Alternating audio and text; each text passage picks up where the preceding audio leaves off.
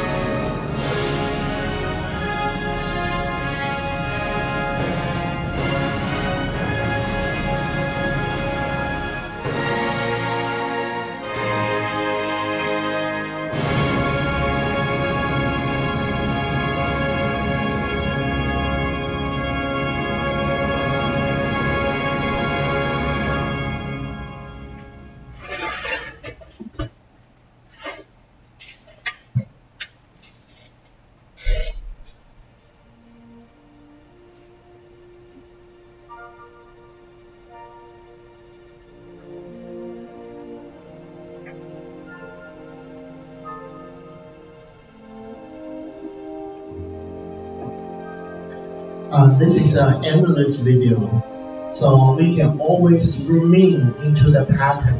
And you can see a very spatial negative pattern. And when we always remain the pattern,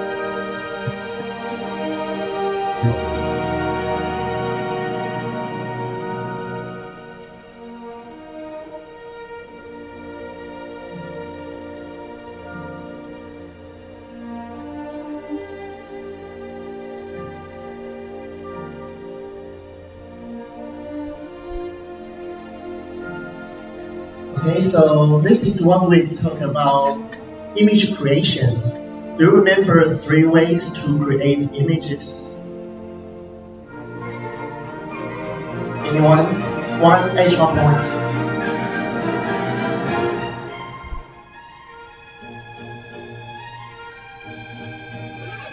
Okay. Okay, Demon. Vector graphics. And what is the third one?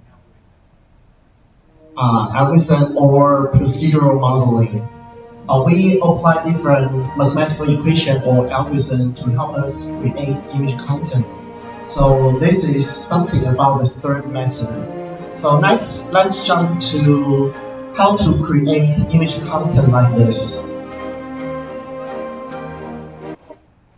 So this is what we call maneuver set. Okay, let's switch to next video. Welcome to the amazing Mandelbrot set tutorial. If you're interested in a thorough understanding of the Mandelbrot set, you've come to the right place. We're going to tell you everything you need to know to fully appreciate the deep zooms on this disc. But to keep this lesson as brief as possible, we'll only tackle a couple of issues. They are, what does the Mandelbrot set represent? And how is it generated? These are very basic concepts, so don't worry, the math will be simple.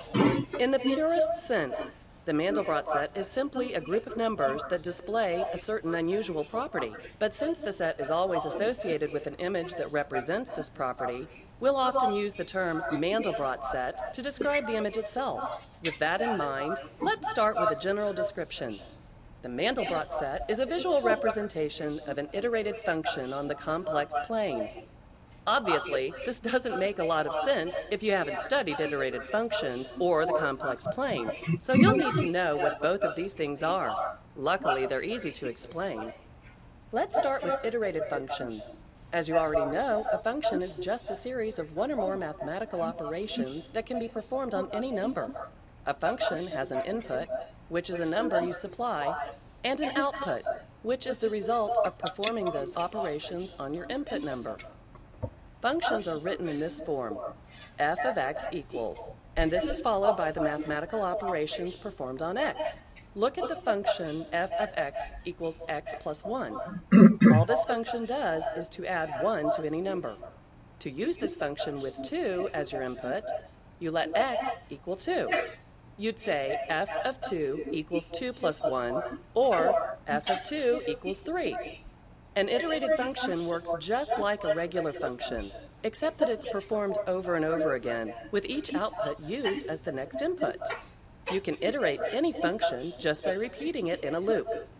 This is what our example looks like as an iterated function with the number 2 as our first input. As you can see, the outputs keep increasing by 1. It's actually a pretty boring function because the sequence of outputs is totally predictable. Now consider another function, f of x equals x squared plus c. In this example, c can represent any number we want it to be. But when we iterate this function, whatever number we choose for c will also be the function's first input. We'll refer to c as our first input, because it's going to be the same number anyway. This function will take any number, square it, add back the original number, square that, add back the original number, etc. When 2 is our first input, look what happens to the output sequence. The numbers get really big, really fast. This tendency to zoom off toward infinity is an example of exponential growth, and it's the general rule for this function. The same type of behavior will occur with every input number greater than 1, and even every negative number less than -2. However, between -2 and +1, weird stuff happens. We're going to explain this in some detail because this behavior is the basis for the Mandelbrot set. First, let's see what happens when we use a very small positive number as our input. As you know, squaring a number just means multiplying it by itself. Anytime you square a number less than 1, the result is an even smaller number. When you square 1/10, your answer is a tenth of a tenth, or 1/100th. If you add back a tenth, you'll get 0.11, an answer that is only slightly larger than your original number. Iterating 1/10, you'll notice that even though the outputs do increase, they increase by smaller and smaller amounts. At this rate, you can iterate the function forever without ever reaching 1. Instead, the outputs will converge on some value close to the original input number. This convergence behavior is one exception to the general rule of exponential growth for this function, but it's not the only one. Numbers between -2 and 0 behave differently due to the interaction of two simple rules of arithmetic. First, whenever two negative numbers are multiplied together, their product is always positive, which means that the squares of all negative numbers are positive. And second, adding a negative number is the same as subtracting its positive value. These two rules work against each other in the iterated function x squared plus c. If you input any number between -2 and 0, the positive gain you get by squaring it is diminished by adding back the original negative number. If we iterate -1 in this function, the outputs alternate between 0 and -1 forever. Now look at the iteration of -2. -2 is a special case because 2 is the only number that gives the same answer whether you multiply it by itself or add it to itself. Because of this special property, using -2 as your first input in this function will result in an endless sequence of 2's. Other values between -2 and 0 behave even more strangely in this function. They may bounce back and forth on a small segment of the number line, never straying too far from 0 and never hitting the exact same value twice. The outputs don't get exponentially larger, and they don't converge towards a single value. Instead, they wander. It's hard to call this behavior unpredictable, since it's completely determined by a single mathematical rule.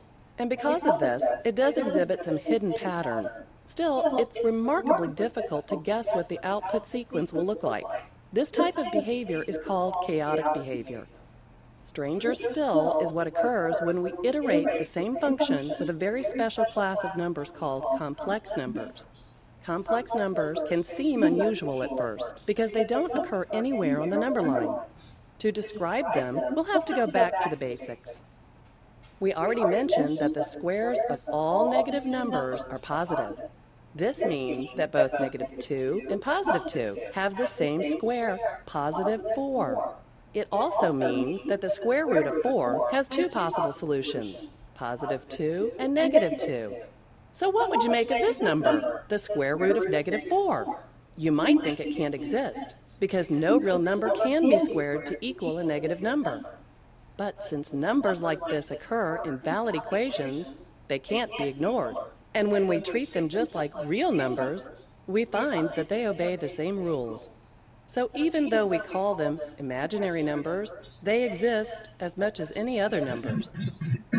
A complex number is the result of adding a real number to an imaginary number.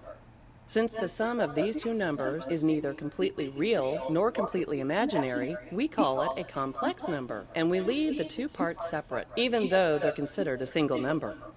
To get this complex number into its standard form of expression, we have to do one more thing: factor out the square root of -1.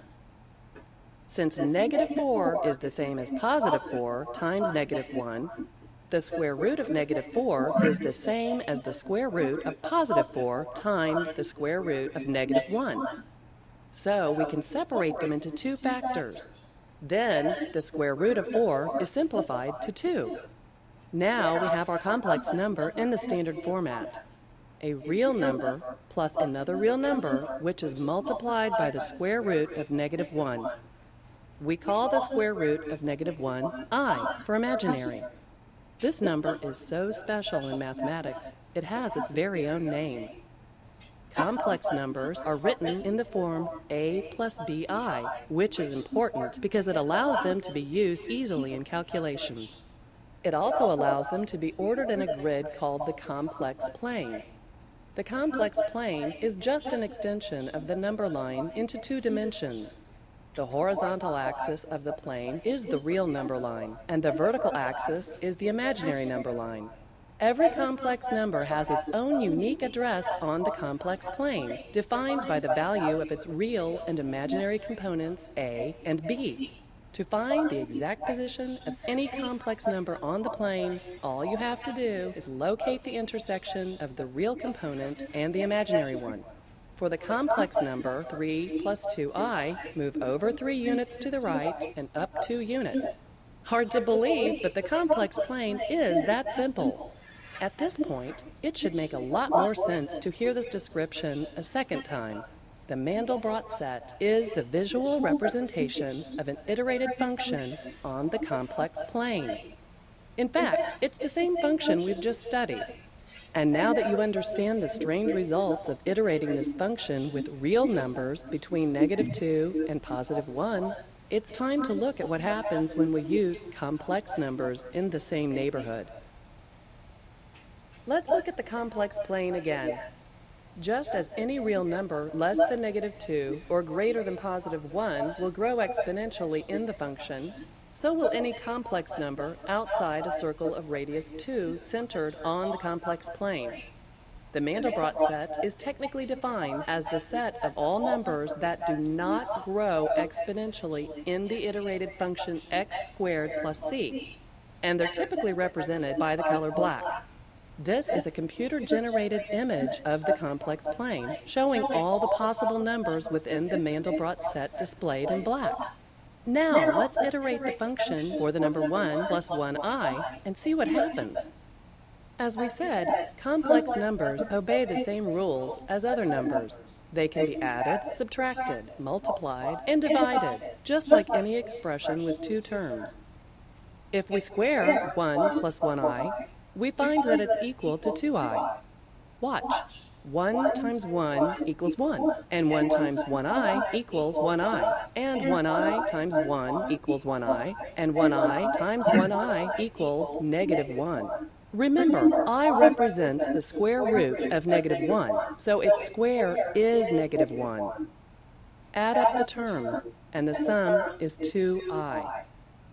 We still have to add back the original number 1 plus 1i and find that our first output for the function is 1 plus 3i.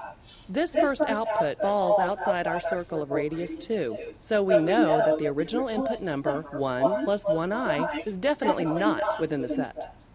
To distinguish this number, let's color the point red, and if we perform one iteration of the function for every number within the circle, each number whose first output escapes the circle will also be colored red. Now let's iterate the function again for every number within the black region. Each number whose output escapes the circle after the second iteration will be colored green. Now let's do it a third time using the color blue, and a fourth time with yellow. Now let's take it up to 20 iterations, repeating these four colors to display all the numbers whose outputs escape the circle at each successive iteration. As you can see, every iteration excludes more numbers from the Mandelbrot set. By the 20th iteration, not much seems to be happening. From our distance, the last color bands are too small to see. However, if we zoom into a small region of the edge of the set, we can clearly see the results of 20 more iterations. And another 20. With each successive iteration, new details appear, making the edge of the Mandelbrot set increasingly convoluted. The edge can never be fully realized because it would take an infinite number of iterations to draw the complete boundary. And since there is an infinite supply of numbers between any 2 points on the complex plane, we could keep zooming in forever, always revealing new details and never reaching the end. If we could perform an infinite number of iterations, we could see that the boundary of the Mandelbrot set is infinitely long, even though it's completely contained inside a circle with a radius of 2.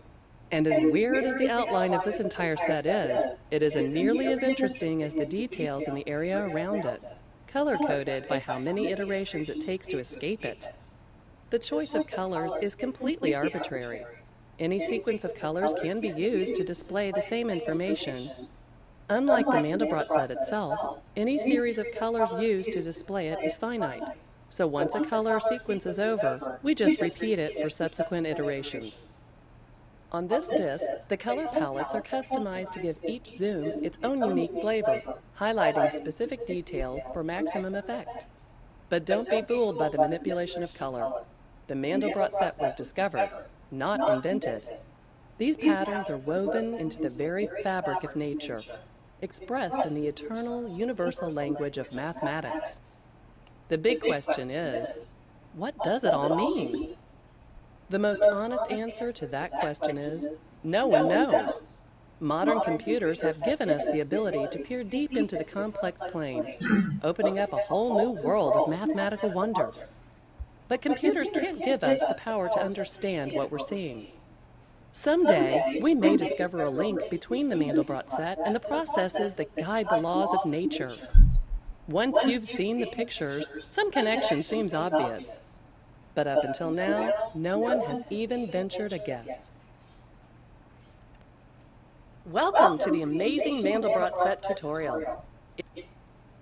Alright, so I'd like to invite someone to like introduce the definition of what is the Mandelbrot set.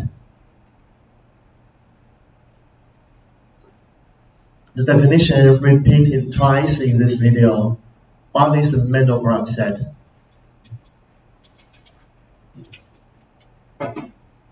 Anyone? Okay. Okay, but you just missed one point. The visual representation of iterative function on complex plan. Because we are trying to visualize the behavior of this iterative function so that we can see the figure like this. Okay, very good. Okay. Could you follow the concept how to create the vulnerable set? Because we introduce a lot of concepts like complex number and iterative function, and we have that function x squared plus c. Okay, so eventually, how do we create such figures?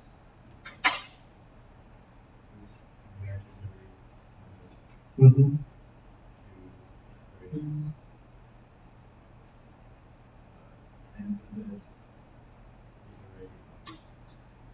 Okay. Specifically, what kind of complex number we are using?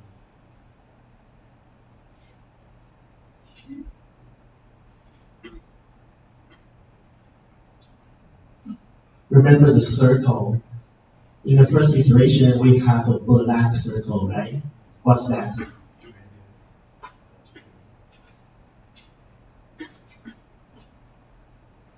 Okay, it's a circle between the number 0 and -2. And then we use that line to create the circle. And what happened for the circle?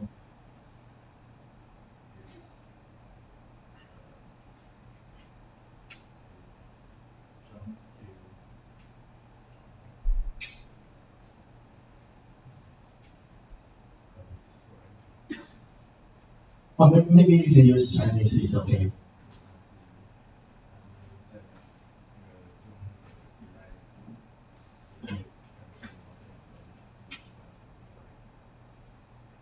Okay, so what happened when you iterated this function?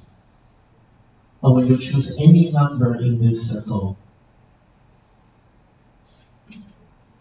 You don't know, okay.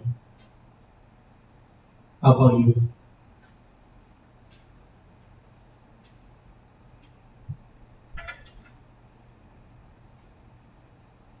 Do you remember they use different colors? Red, green, yellow, what's that? Hmm. So how to determine the new range of the shape?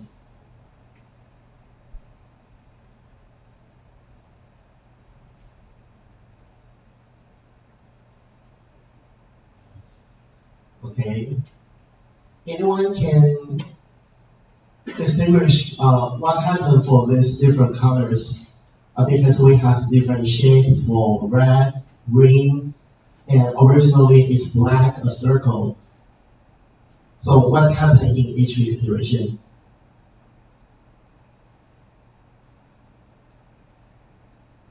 Anyone?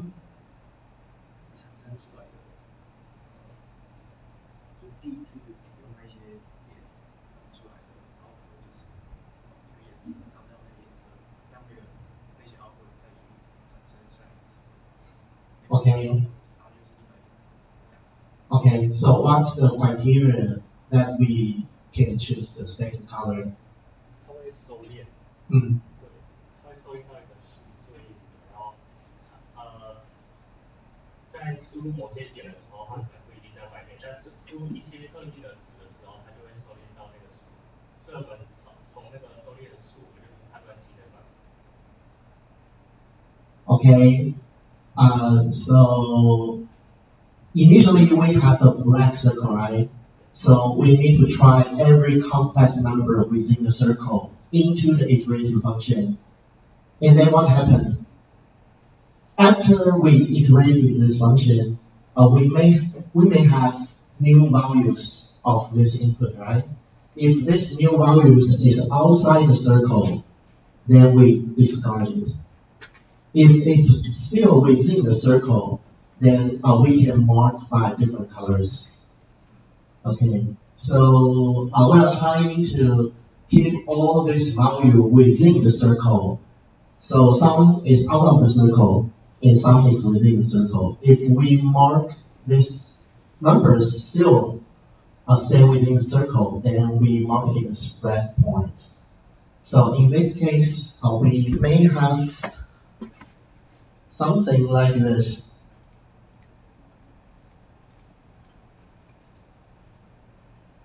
Okay, so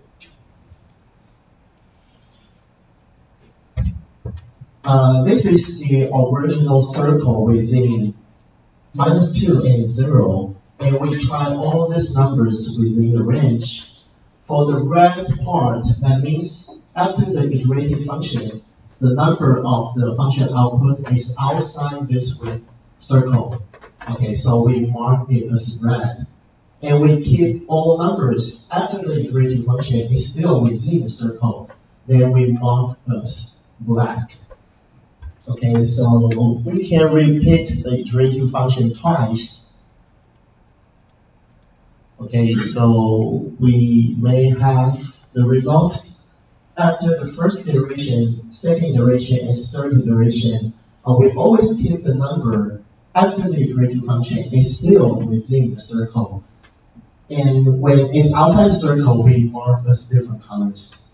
Okay, so you can repeat this iterative function infinity times. Okay, so you can create something like by the shape. You can see the shape. After more iterations, we have more detail of the shapes. Okay, so when you mean, then you can see how the shape grows because we have so many iterations of this operation. So we can make all this process as a video, and then we can create different colors. How these colors transit, iterative by iterative, by each iteration. Okay, so that's the video, the first video we have seen, the Mandelbrot set Odyssey, because we just remove all iterations and we change the colors for each iteration. Then we can create a very beautiful videos. That is how this Mandelbrot set change within each iteration. Okay, so that's one thing we call procedural modeling, how we create images. Because you can see we are trying to create the images in sequence to make it a video. Okay, and then we just use the simple mathematical equation f of x equals x squared plus c. Okay, with such simple equation, we can find this happens. So that's how we apply this procedural or algorithm to create the image content. All right. Don't you think this is very beautiful? 100%. Okay. So I can see this video like every 10 minutes or more to see how, because I'm trying to discover the pattern. Do we have any repeating patterns of Mandelbrot set? So especially the color and the shape is very beautiful.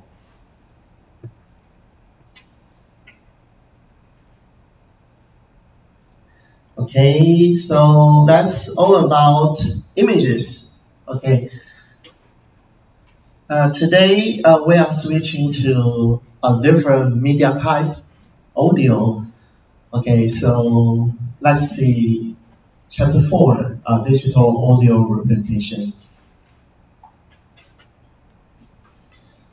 Okay, so for this unit, we are trying to apply like criterion to understand digital audio aliasing. Okay, so we have seen aliasing for images. For different type of audio, we also have aliasing program. And then we have discerning and noise shaping for audio as well. And then we can understand how we encode audio data by using new law encoding. And then we have a very important method to understand and the implementation of Fourier transform for digital audio processing because a Fourier transform is always applied to 1D vector or 1D signals. Okay, it's a very important tool, just like we have learned discrete cosine transform in Unit 2. Here we will see how we can apply Fourier transform for audio processing. And then we will see some important properties of music, such as what is MIDI and how we represent music. Okay, to understand the property of audio, let's see what is sound. We call that mathematical wave. It's a result from the motion of particle through a transmission medium, such as air. Okay, maybe we can see this animation once we have the instrument here. So you know what's that?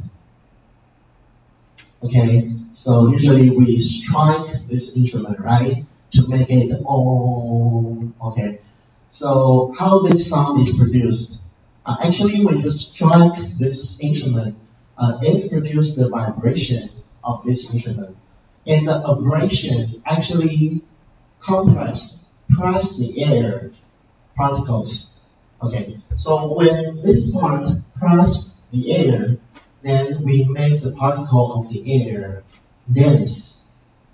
And when it goes back and forth, we just create the sparse and dense air by this behavior. Okay, so actually we can represent the we call compression and rarefactions are just like the sparse and dense part by different sine or cosine waves.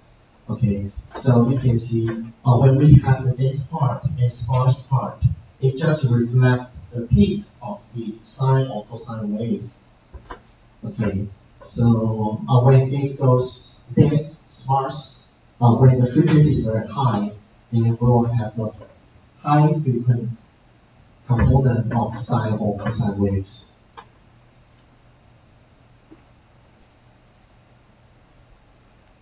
Okay, let's see how we represent or calculate the properties of that wave. We call that frequency and period. Okay, so when we have a periodical wave, then when it goes up and down once, we call that a period. For example, starting from this point, we go up and down and back to its original position. We call that one period. And what is frequency? When we have the periodic signals, then we calculate how many back and forth within 1 second. We call that a frequency. For example, if the capital T is 1 second, then we can see the period is 1.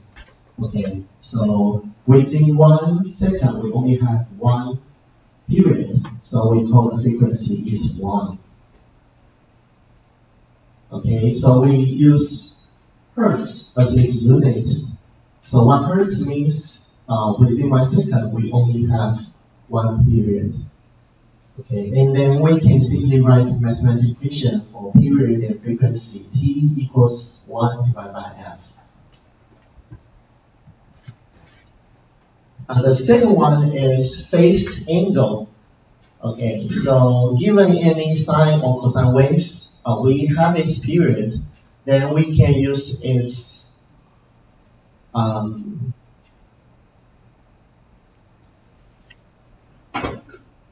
we can use 2 pi to indicate one period. So given the period total is 2 pi, then we can define the starting point is 0. And the degree of the top is 90 degree and 180 degree, and so on. Okay, then we can use, for example, pi divided by 2 pi or pi divided by 3 pi, 2 pi to indicate uh, the phase angle of the period. Okay, and then the phase angle is not necessary to start at 0 degree. Okay, for this example, we start at the 0 degree. However, from the beginning, it may start from here.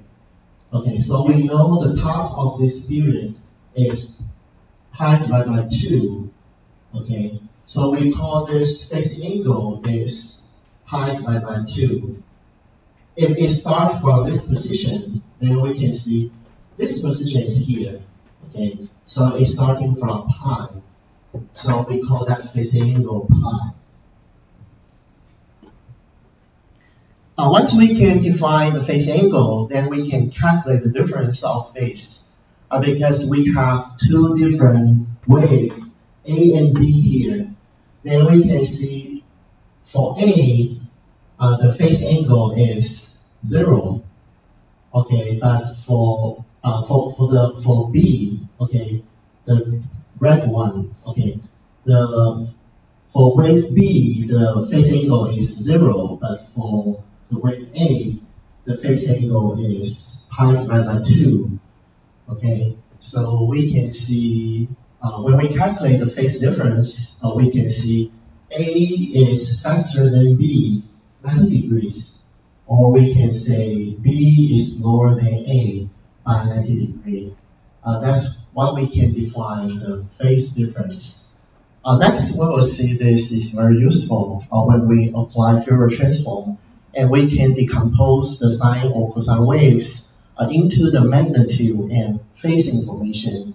Then we can distinguish one of the difference of two given signals or images when we apply Fourier transform to calculate its phase angle.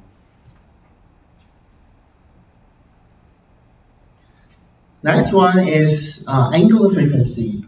Okay, so when we have the frequency, but we can represent by its angular measurement. We use omega to represent the measure. Okay, so the unit is radians divided by second. In this case,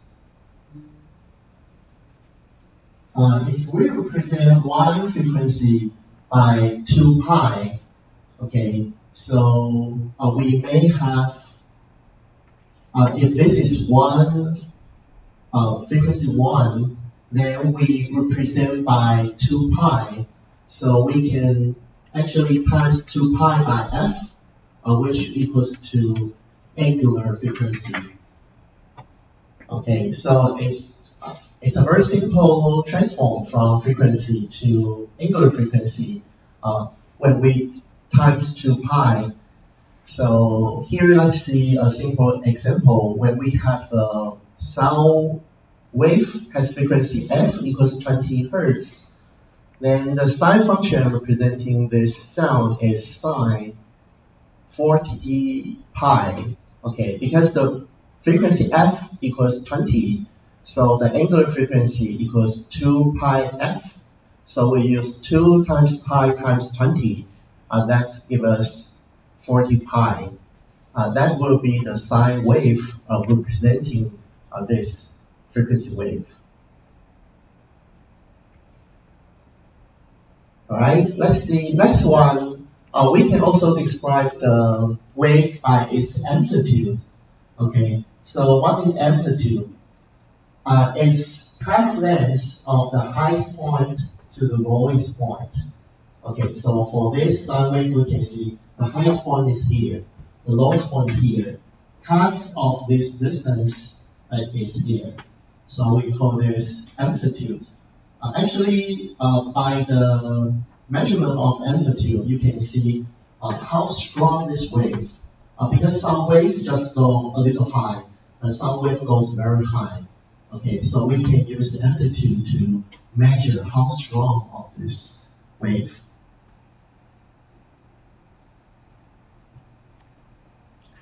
Okay, let's see the prefix of the numbers. You may see millisecond, okay, microsecond in nanoseconds. So we use ms, µs, and ns to indicate different prefixes. Okay, usually when we apply millisecond, that means 10 to the power of minus 3, and microsecond and nanosecond, 10 to the power of minus 6 and minus 9. Okay, so let's see this example. If you can transform this prefix with the angular frequency. So let's see this figure first. Okay, we have the x-axis as time, the unit is second. So you can see for 1 second here, the wave goes from the original position down and back to its original position. So for this figure, you can see within 1 second, we have only one period. So that f equals 1. Okay, if f equals 1, then its angular frequency 2 pi f is 2 pi times 1. So this figure is just the figure for sine 2 pi. Okay, so given this example, could you tell us what is this figure? It's sine of something. Okay, so what's the answer of this figure?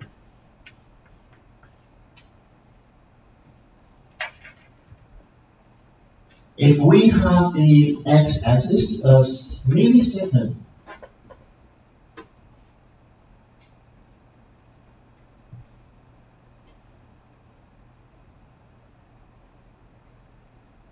alright, the first thing you need to know is what is the frequency of this figure. For this one, you can discover where is 1 second and count how many periods within 1 second. In this case, we have only one period within 1 second, so the frequency is 1. How about this one?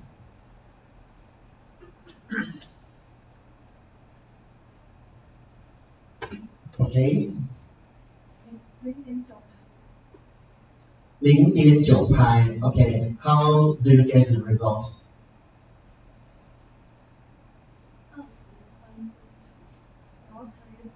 Okay. Maybe you can just run your calculation on Blackboard.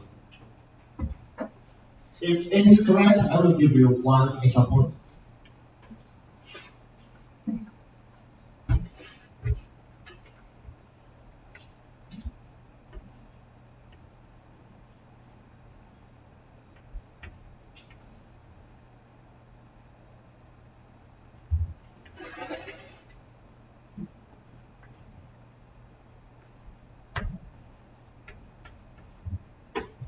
All right. Could you explain what is 9? How this number comes from?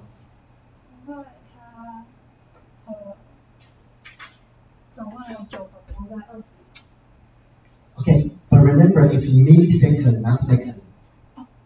Okay, so just wait. Okay, so for example, 1, 2, 3, 4, 5, 6, 7, 8.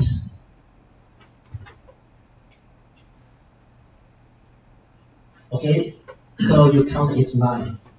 Okay. And then, given it's millisecond, so within 20 milliseconds, we have 9 periods. So what's the frequency?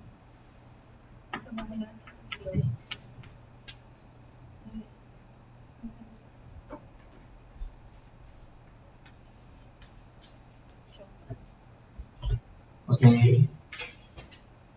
Okay, thank you.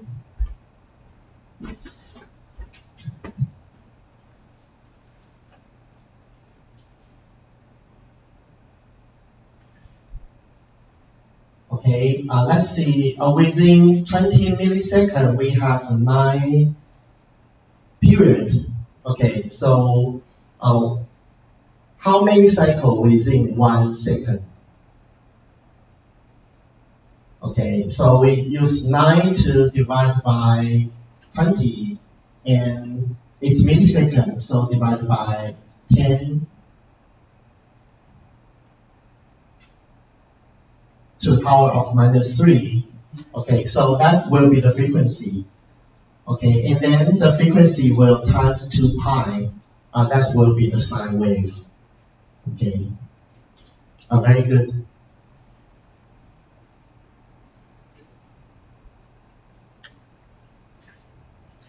All right, let's see audio digitalization. So we have very similar process as images. We also have these 2 steps. The first one is sample rate. The second one is the depth. Okay, so sample rate means we need to determine the sample rate that makes sampling. So if you reflect to the concept of images, we have sampling and quantization.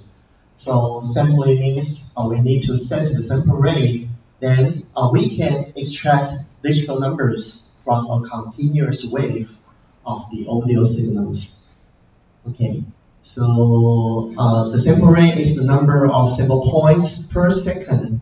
Within 1 second, how many samples we are trying to sample in the unit of hertz. Usually we have 8K hertz, 16K hertz, and 44.1K hertz for different applications, such as video qualities. Usually we use 44.1K hertz.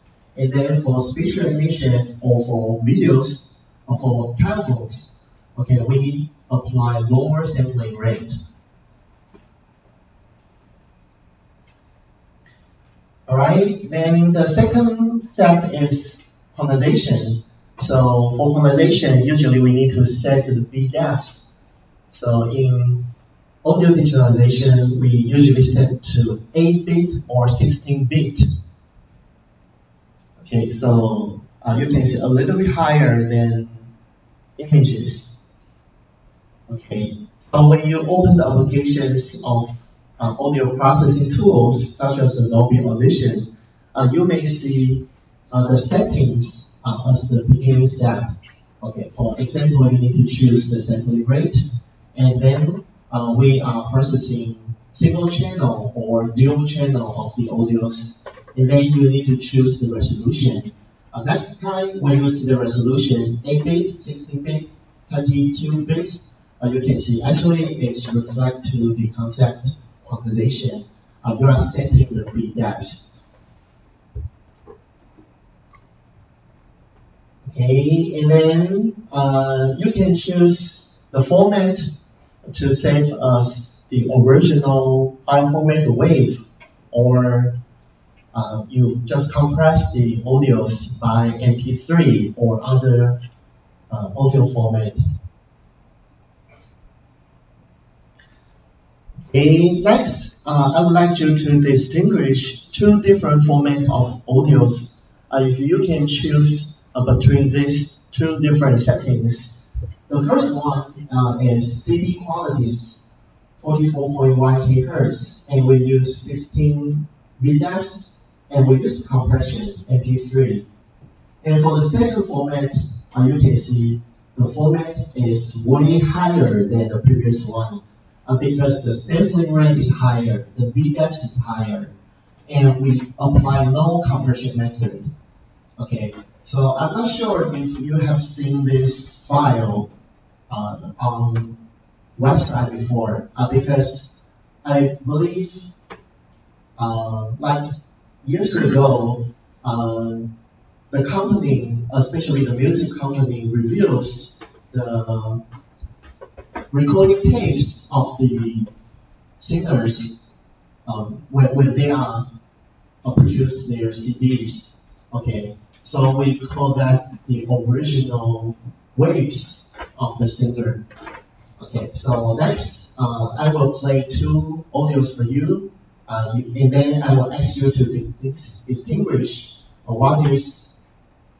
which one is format 1 and which one is format 2. Okay, because their quality are so different. So I believe you can distinguish between these two. Okay, so let's see the first one.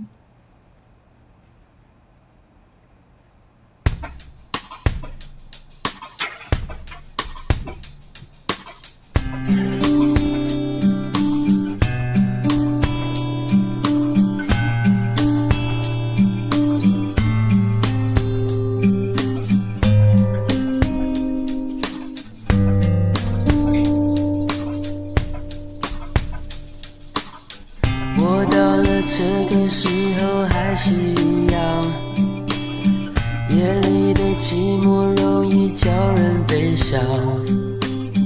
我不敢想的太多，因为我一个人。Alright, let's hear the second one.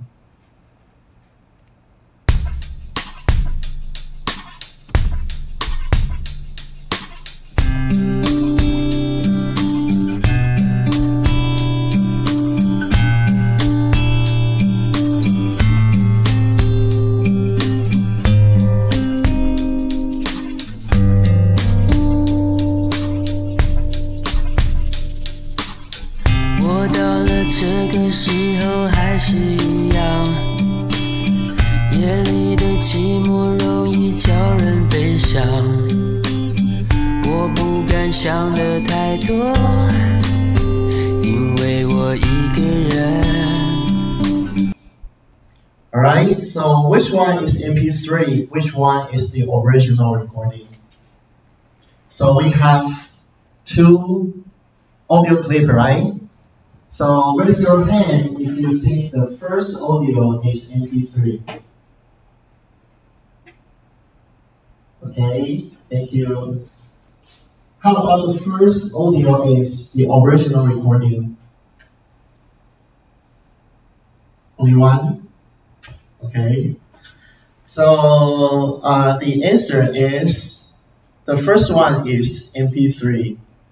Okay, so congratulations, you are well distinguished between these two different formats of audios.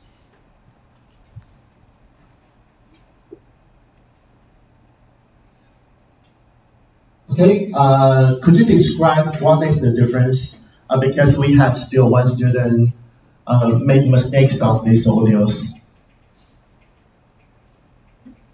How do you distinguish first one is MP3? Could you describe a little bit? English terms. It's up to you. 听第二个的时候就很明显可以听得出来它的那个声音的细节中。就是例如什么样的细节？就是光前面那个鼓点，第一个就是，甚至第一个在采样的时候，它的那个鼓点听起来就很刺耳。就是你大概只听得到就是哒哒哒哒这样，可是第二个你就可以很明显分辨得出来说它的那个大小声的变化，还有那个重音的那个。OK， 同学已经快要可以听出 sampling rate 了，这样啊，那个比较，如果它 sampling rate 比较少的时候，听起来可能就会比较刺耳一点，因为比较不连续嘛。就是那个点点点。会很明显这样啊。好，那这个同学呢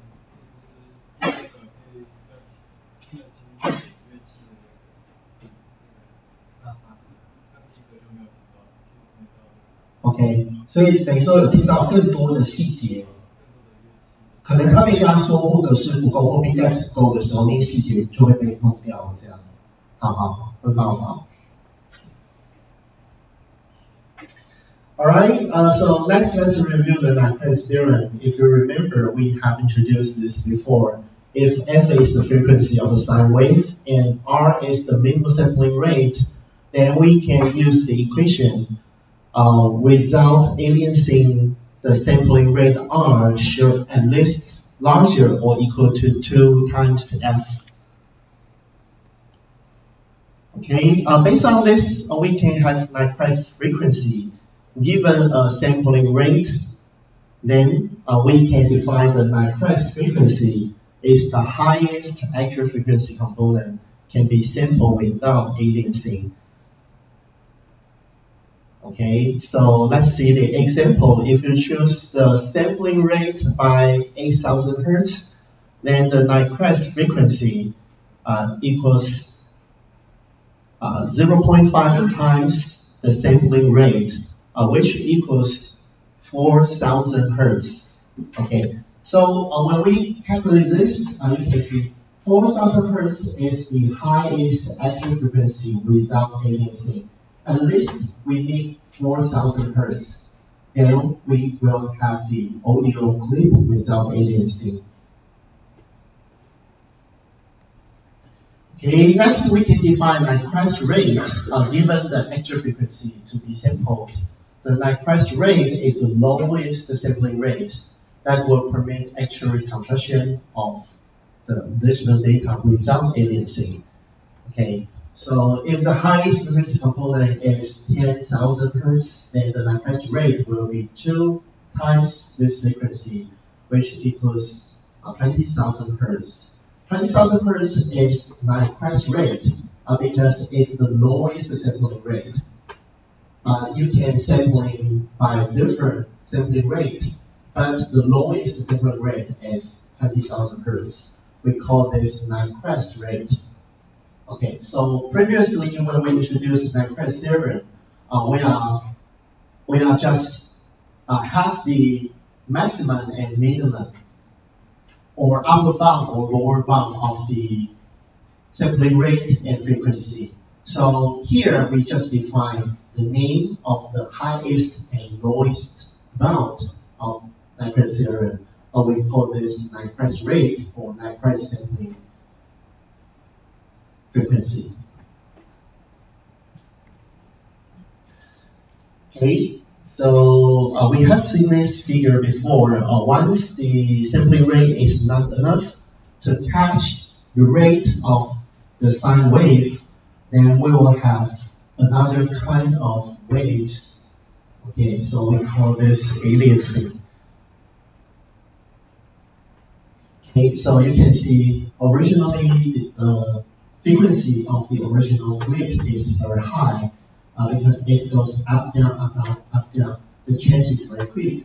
However, when we have different sampling rate for these points, okay, and then when we connect this point by a very smooth waves, you can see the frequency is totally different to the original. Next, let's see the definition of decibel. Okay, it's a dimensionless unit to measure the amplitude of the sound. Okay, so actually this decibel unit is used to describe a relative power or intensity of two phenomena. So the definition is 1 dB equals 10 log I divided I0 by the base 10. So I and I0 are the intensity or power of two signals. So that's what we call the relative measurement. Because when we calculate decibel, we need I and I0, and then we can calculate the relative power using this equation. Okay, another definition for decibel, 1 dB, we can use amplitude E and E0. Then the equation becomes 20 times log E divided by 0 with the base 10.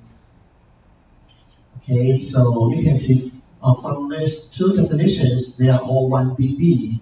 So actually we can create a mathematical equation. This one equals this one.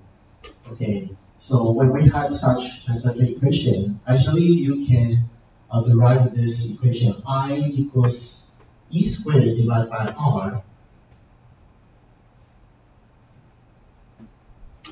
Okay, R is the constant for two signals.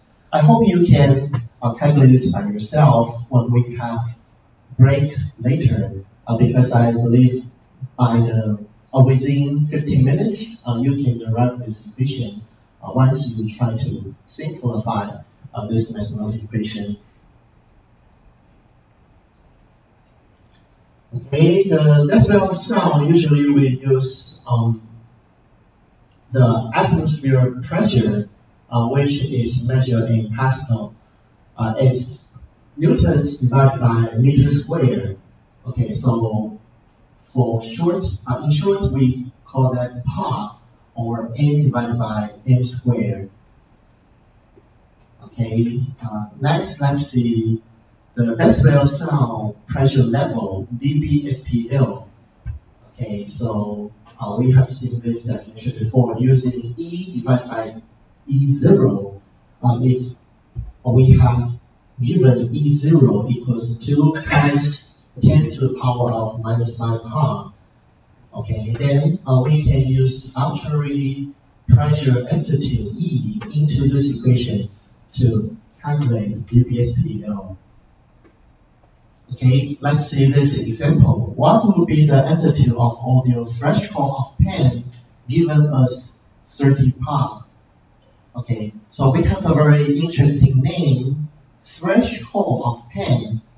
Okay, that means if we have the decibel over the threshold of 10, that means when you hear the audio, it makes you very pain. Especially maybe it's very uncomfortable for your ears. Okay, so that's the threshold. If it goes above the threshold, then you will feel it's so annoying. So you want to cover your ears. Okay, so the threshold of 10 given us 30 Pa. So actually we can transform this 30 Pa into the decibel. Okay, so we use 30 Pa into the equation of E, and then we divide it by E0, 2 times 10 to the power of minus 5. Okay, by this 20 times log equation, so we can actually discover the threshold of 10 equals 123 decibel. Okay. So if you think your neighbors are so annoying, so maybe its noises is so loud, so you can call to the government, right? You can report your neighbors. So they will send person into your space to measure the decibel. So do you know what's the decibel that they will give tickets to your neighbors? If it happens during the midnight, have you called to the police or someone to report the neighbor that is too loud in the midnight? Okay, so maybe you can check this information online because it's not reached to the noise of pen threshold 123 because this decibel is so high. But during the midnight, you don't have to reach that high. You will be reported by your neighbors.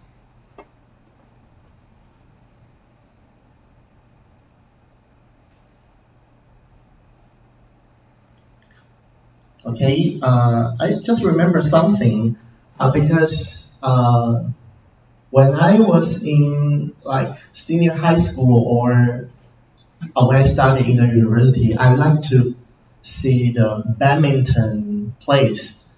Okay, but you know, like years ago, the female players usually make a lot of noises during the play. Do you know who is the famous one? When he hit the ball, he screams a lot. Sorry. Do you know who is the famous one? uh, who screams so loud that their opponent usually protest to the chair.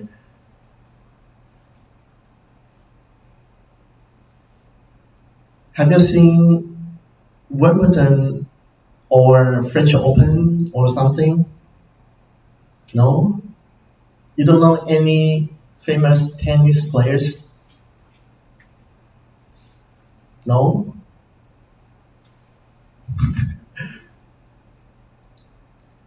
Could you say any name of the tennis players as far as you know? Who? 大声一点。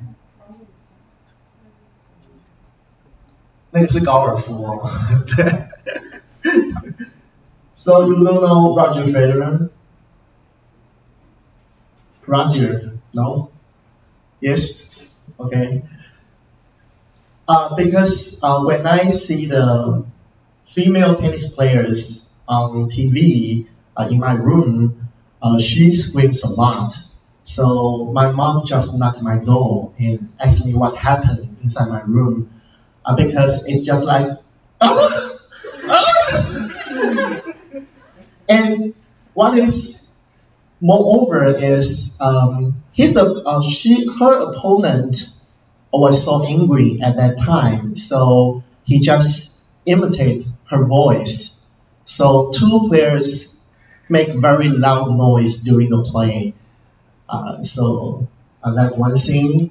When the decibel over the threshold of 10, actually they measure the decibel of the female players. Her name is Sharapova. She is a very beautiful girl at that time, and she is also very noisy. And her screaming is over the threshold of 10, because people are so curious about what her decibel. So they measure her decibel when she's playing. So actually, it's over the threshold of 10. It's over 123.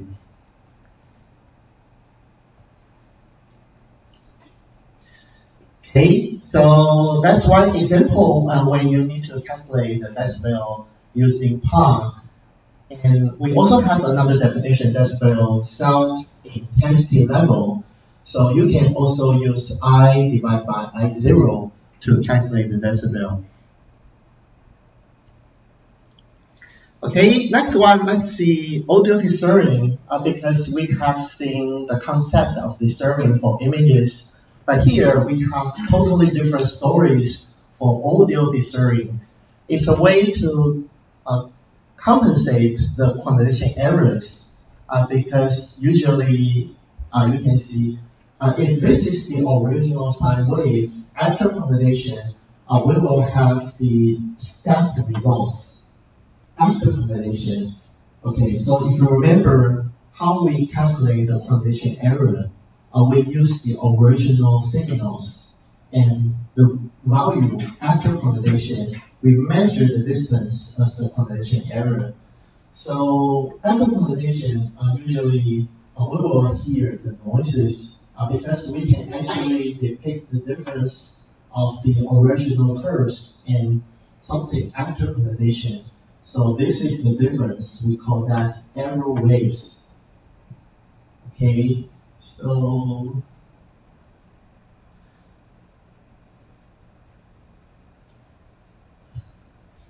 okay, so you can see actually the pattern of noises just follow the same pattern as the original waves. So human ear can make mistakes as very loud noises. Okay, so one way to compensate the quantization errors, we call that audio discerning. We add a random noises, or we can call that discerning to the original waves that eliminate the sharp stair-step effects after quantization. So because the results is by quantization, we have the step shape of the results. Okay, so after we add noises into the original signals, then we can reduce the stair shape effects a little bit. Okay, so this makes the original audio clips have different shape to its noises. So that's how we compensate the condition errors. So in this case, you can see the noise is still here, but when they have different shapes, then human ears can distinguish the difference between the noises in the original audio clearly. And then after that, we can apply more post-processing to reduce these errors. Okay, next let's see the original wave. Okay, after conversation, okay, so you can see clearly we have a very similar noises follow the original pattern of the wave. After disturbing, okay, no feelings, right? Maybe we can hear the second example.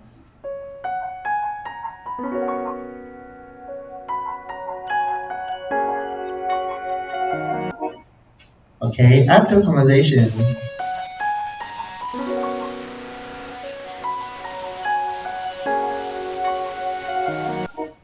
so if we apply the stirring,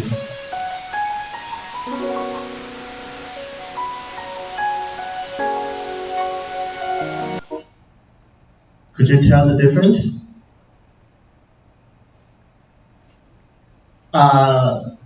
So let me explain this again. If we have conversation errors, then you can see the noises just have very similar pattern to the previous one. Okay, so you can see the noises sounds very similar to the original waves. But after disturbing, you still can hear the noise, but the noise is sounds like separate from the original waves. They have different patterns. So you can see you can hear the noise, but they are different to the original waves. Okay, let's hear this again.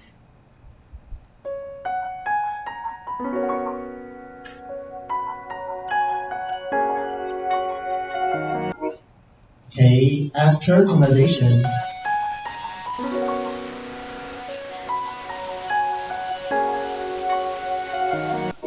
okay, let's see if you can feel the separation of the noise and the original wave.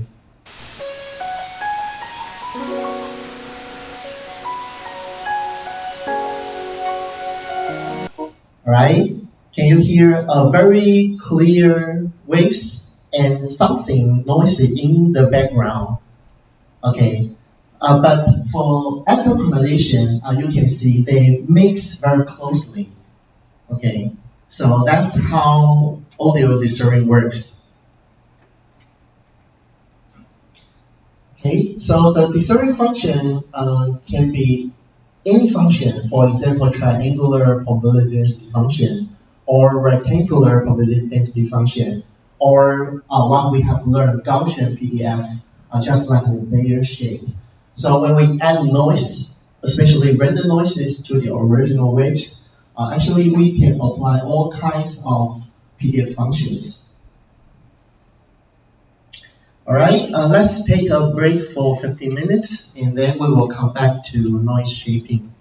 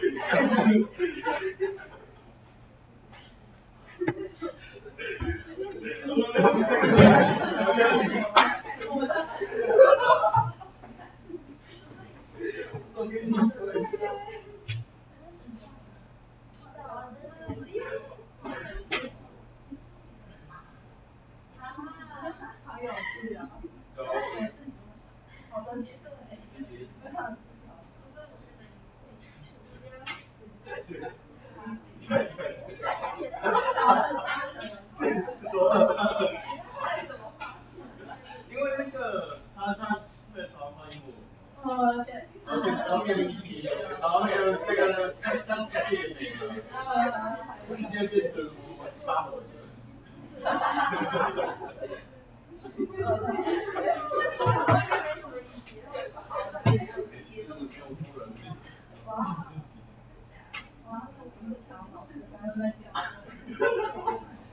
有种，你想好吗？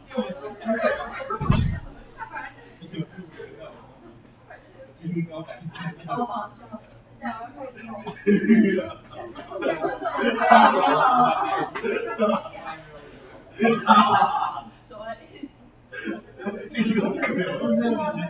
我要听到他，我听到震惊的表情。我会看到你震惊的表情。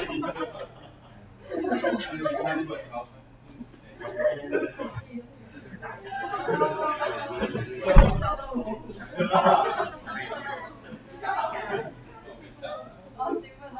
哎，今天我没有模糊，我没看。哎，今天完全没有啊，没有，非常的松，这种松弛啊。哦，加个是啊。就加过去试试。真的。他这样剪头发，对，我要剪成小一。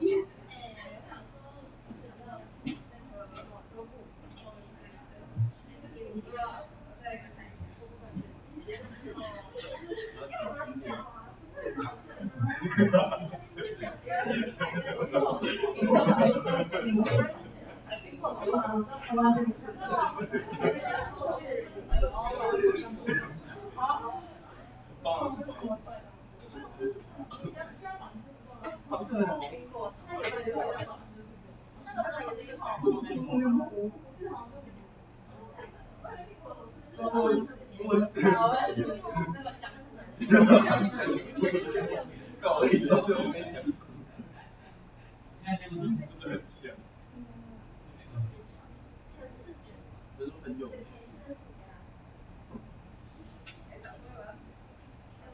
哦。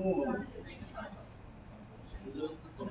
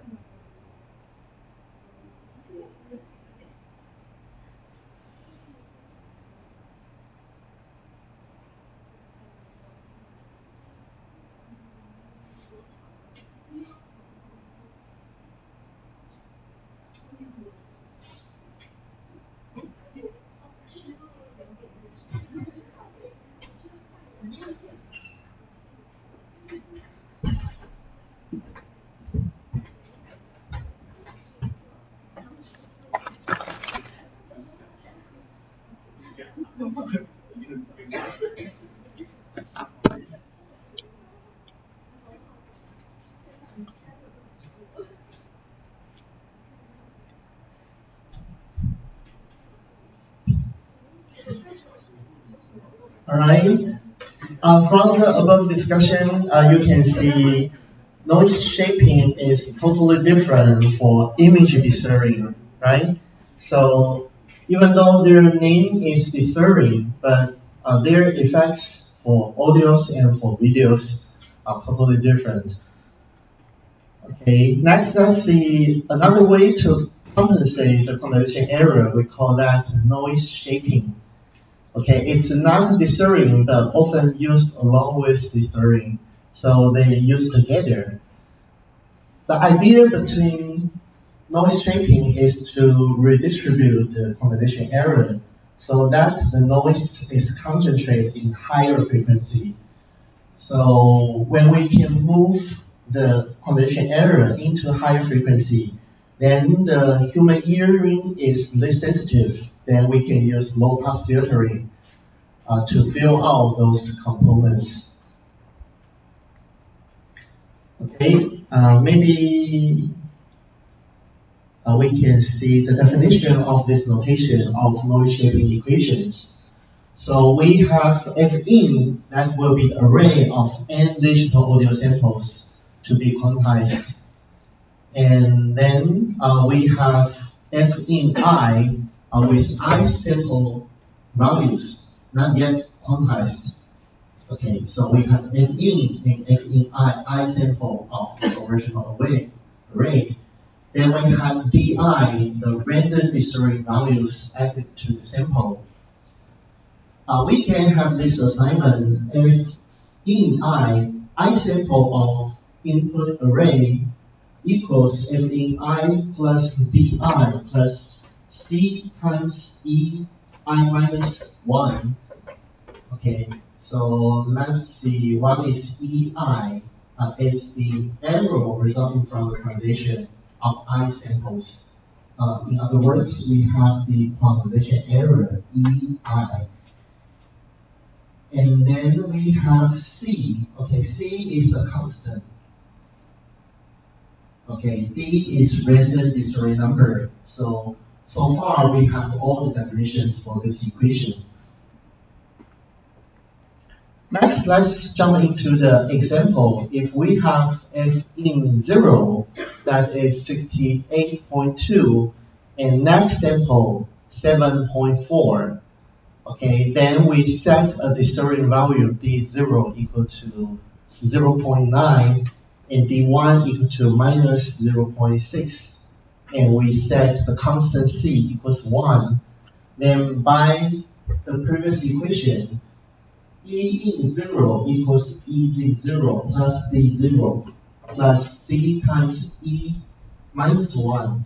Okay, now we don't have any E so far, so in this equation it will be 0. So we have 68.2 plus D0, that is 0.9. So we have 69.1.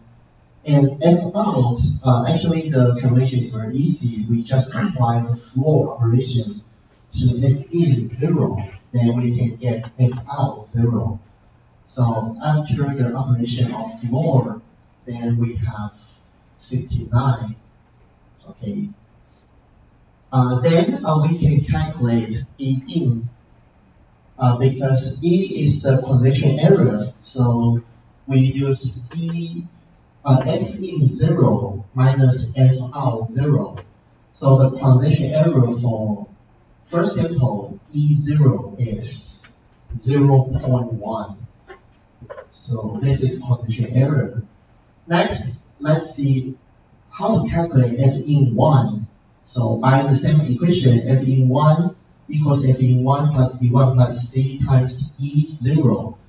So we have F in 1, which is 70.4, and D1 is minus 0.6. And we have the quantization error from the previous step, 0.1. So we can calculate F in 1 equals 69.9. After the floor operation, the output of F out 1 will be 69, and then we can calculate the quantization error D1. Okay, so it will be 0.9. So you can see the noise shaping. Actually, in this equation, we combine random discrete value EI. So in our example, we have 0.9 minus 0.6. Okay, so we can have all kinds of random discrete values for D1, D0, D1, D2, D3. And then we can add into the sample FEI. So in this equation, we use the original value plus random discrete plus the condition error with the constant C.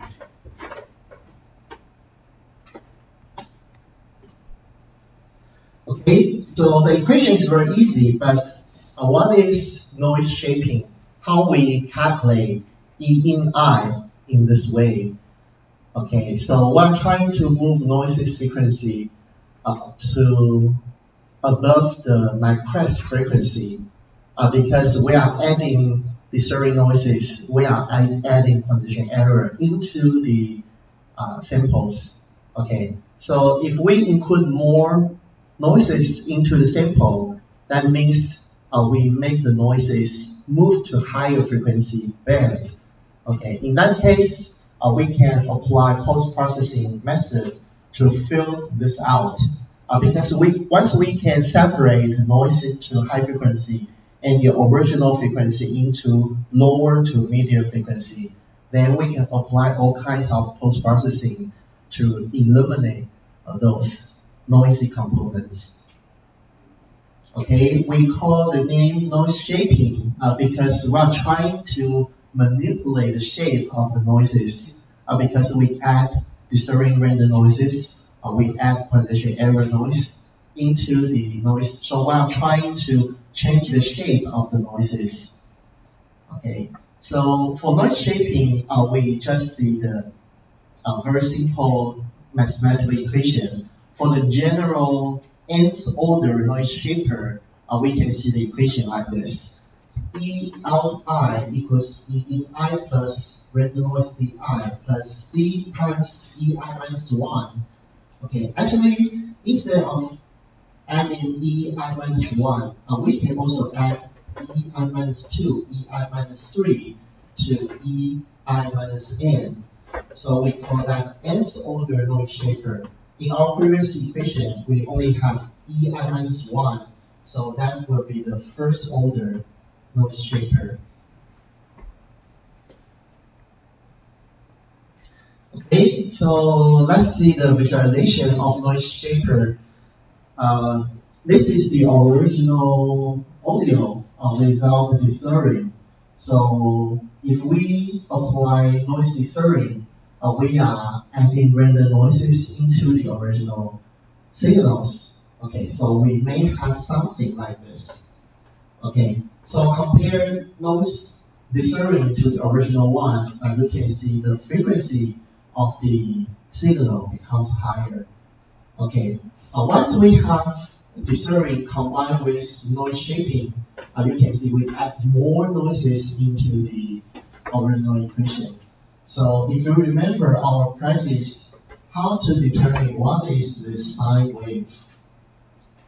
Okay, so if for the x-axis is time, for y-axis is the amplitude, then you can see definitely this wave becomes a higher frequency component than the previous two.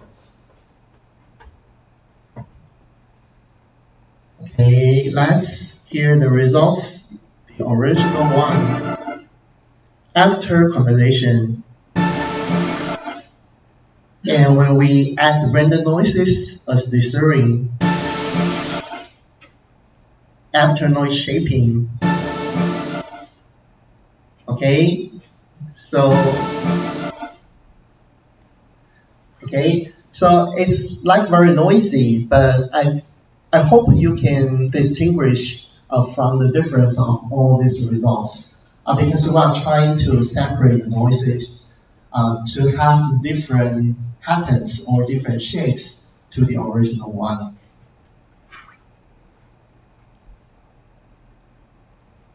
Okay, any questions so far?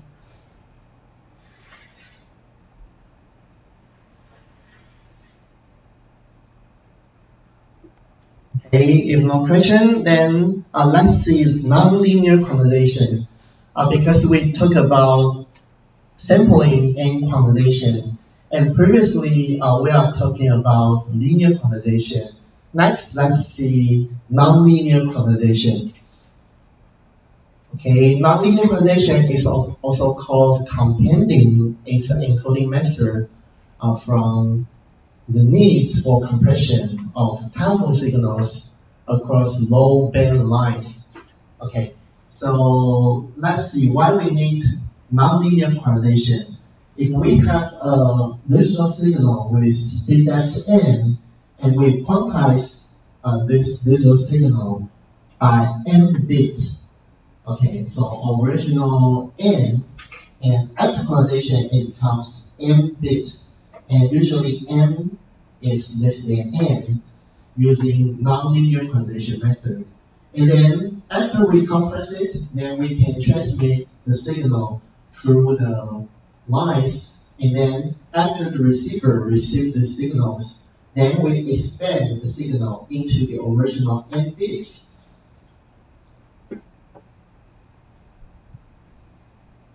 Okay, and the reason we not using linear quantization because for telephone applications, actually human auditory system is perceptually non-uniform. So human can perceive small difference between quiet sound, but not for louder sound.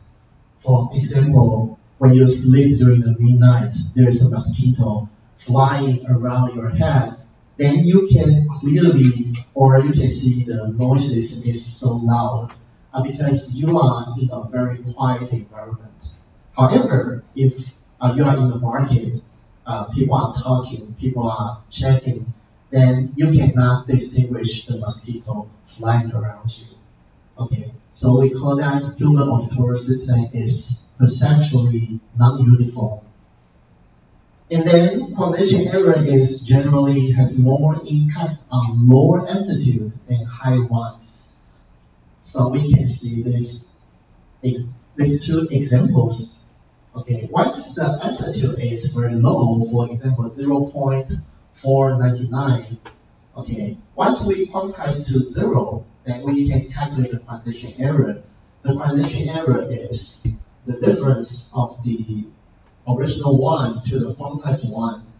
Okay, so if we use the difference divided by the original amplitude, 0.499, then you can see the ratio is 100%.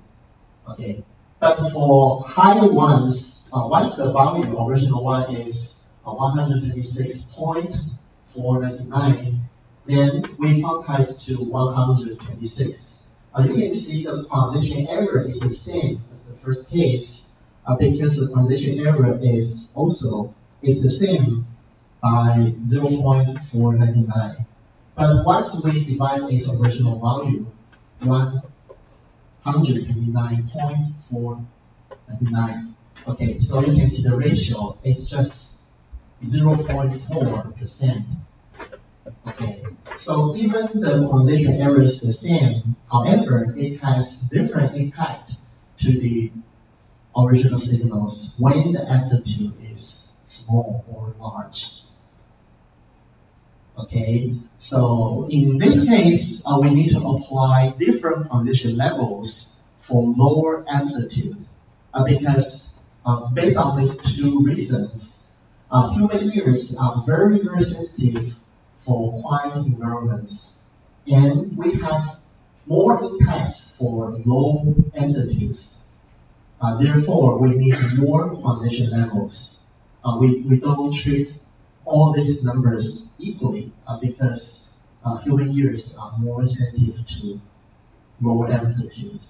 Okay, so we can have fewer quantization levels for high amplitude since we are not sensitive to higher amplitudes, and we have low impact to high amount of amplitude.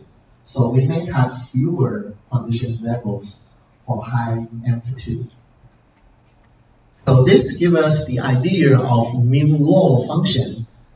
Okay, so it's a nonlinear quantization method. So next, let's see this equation.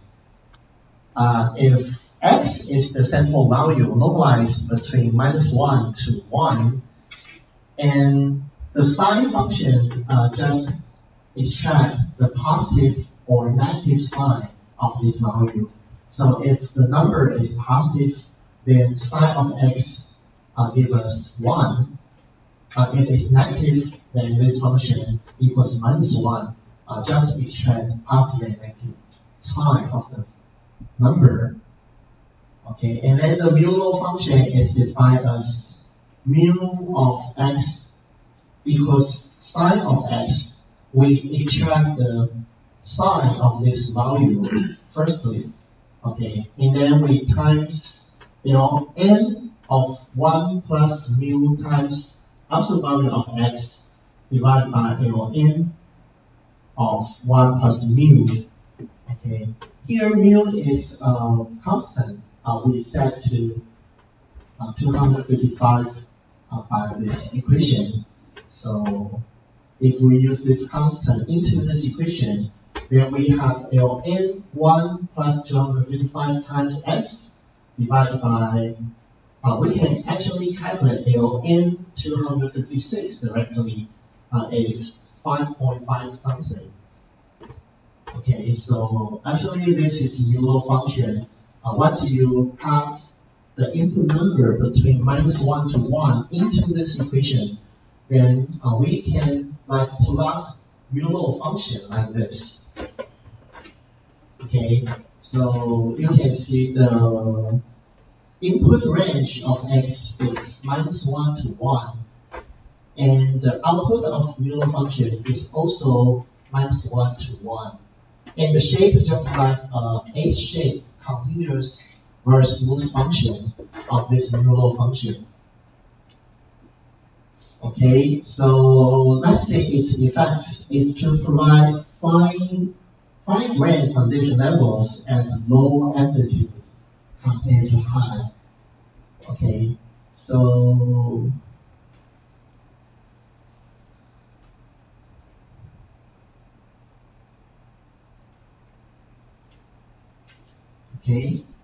you can see when our input value is close to 0, okay, then when x changes just a little bit, then you can see we have a very high range of y for this section.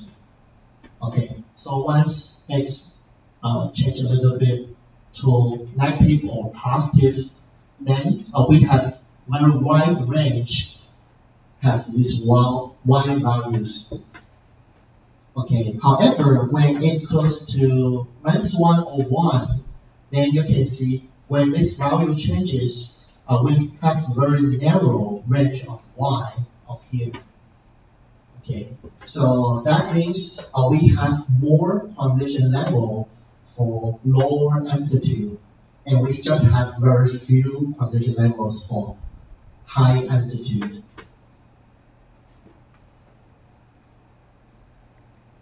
All right, next let's see an example when we transform 16-bit to 8-bit. Okay, so for example, if the original signal value is 16, then we firstly normalize this value into the range of -1 to 1.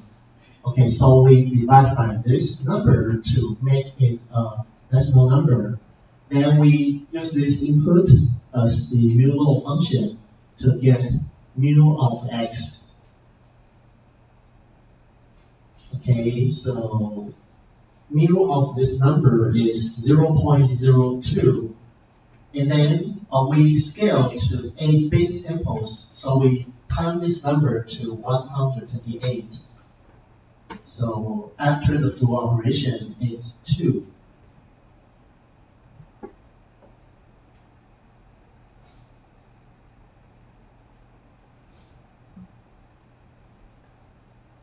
All right. Next, let's see how we transform the value back Actually, we can apply inverse new law function. Okay, so the definition is sine of x times mu plus 1 to the power of x value of x minus 1 divided by mu. Okay, so we can use mu equals 255 as a constant into this equation. Okay, so let's see how we transform 8-bit to 16-bit. Okay, so once we have the value 2 in the previous step, then we need to normalize 2 to a normalized value. So we divide by 128 to make it the decimal value. And then we use this as an input to the inverse new law function. Then we get it equals 0.00035. Okay, so then we can scale it back to 16-bit. So we times this number, then we get 12. So you can see originally this value is 16. Then after compression and after decompression, or we call that compending or decompending, then after we apply the scaling operations, the value becomes 12. So you can see actually it's a lossy operation. Originally it's 16. After compression and decompression, then it becomes 12.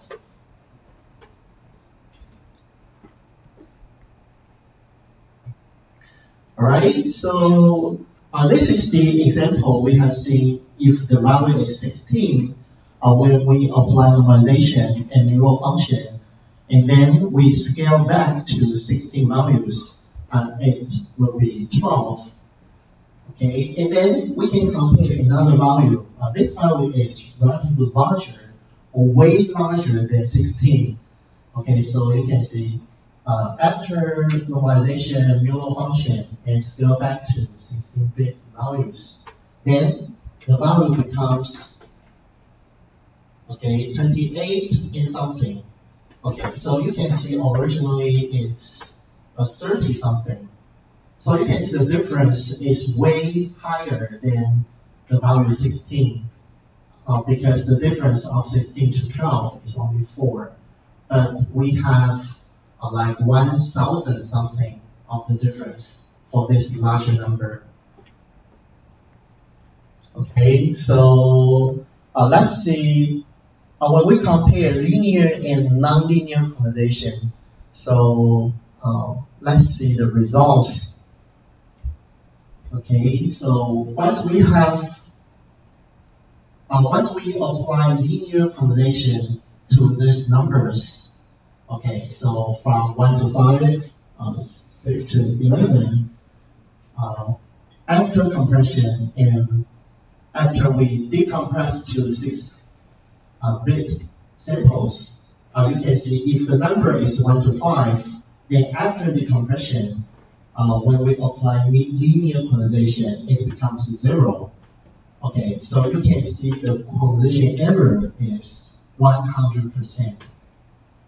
Okay, so this remains the same for all these values. When these values is up to 31, you can see after quantization, it's all zeros. Okay, however, when this value goes larger, then you can see the quantization error will decrease gradually. And then when the value goes very high, then we only have very small quantization error here. Okay, let's see nonlinear compending. If we apply mu local function instead of linear quantization, then you can see from 1 to 5, after decompression is also 0, just like linear quantization. However, for 6 to 11, 12 to 17, you can see after decompression, we have some values here. Okay, so when we calculate the quantization error, what is the error percentage? So you can see it reduced to 26 or 16 or 13. Okay, so in this case, we will have higher quantization error by nonlinear compounding for larger numbers, but it's alright because we just talked about human auditory system is not that sensitive to high amplitudes. Okay, so it allows to include more quantization errors for this larger amplitude.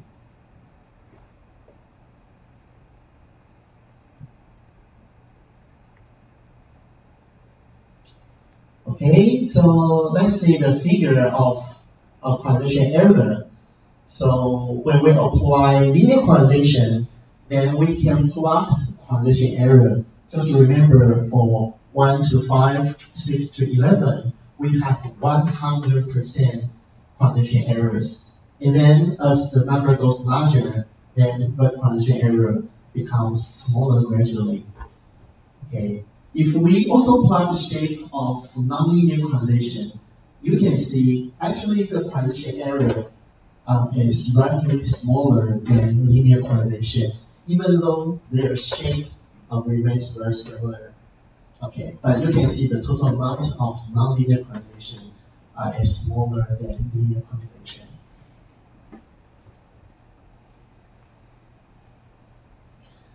Okay, next table is very interesting because we are trying to compare quantization interval size. Okay, so let's see for linear quantization, if the original value is 16-bit, then for 0 to 255, after quantization it will be 0.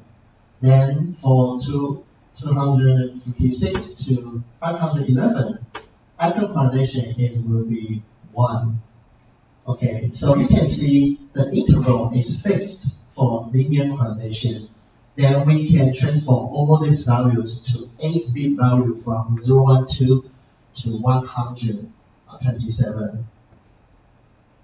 Okay, but you can see we have totally different story for nonlinear compounding because when we apply mu law function, you can see from the number 0 to 5, it back to 0. In this case, for this interval, we have only 6 numbers of this interval. And then for 6 to 11, it went to 1. Okay, so for this interval, we also have 6 different numbers. Okay, then you can see how all these 16-bit values mapping to 8-bit numbers in this case. Okay, so you can see that's what we talked about. We need 5 levels of lower amplitude because in this case you can see we have 256 numbers. They are all mapping to the same number 0. However, for nonlinear compounding, you can see we have finer operations because these 6 numbers map to 0, these 6 numbers map to 1. So we partition the quantization into different final levels by nonlinear compounding method. Okay, so I hope by this table you can see what is linear or nonlinear quantization. Because for linear quantization, we just partition all numbers into equal partitions. Okay, and then they map to different numbers. However, for nonlinear compounding method, we have different numbers of the partition, and all partitions have different numbers within that interval. Okay, so in the end, you can see when the number goes very large, we have more than 1,000 numbers within this interval. That means we have so many numbers that apply or mapped to 127. Okay, that means we have a very coarse level of quantization because we don't care. This large number is not that important to human auditory system. So we can all quantize them to the same number. Even there are a lot of numbers within this interval and map to the same number, 127.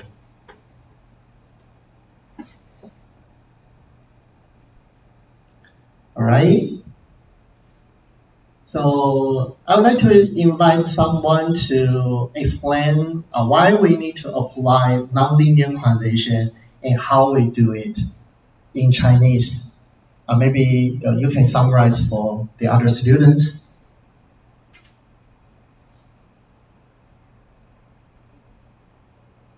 Anyone? One extra point. Why we need nonlinear quantization?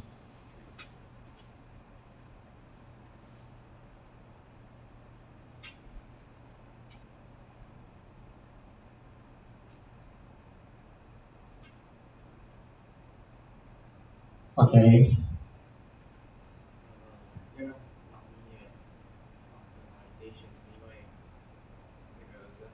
Please speak a little louder to everyone.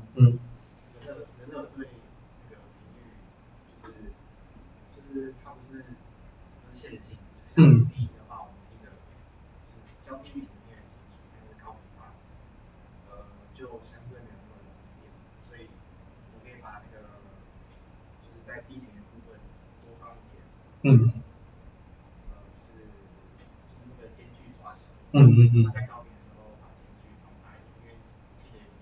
对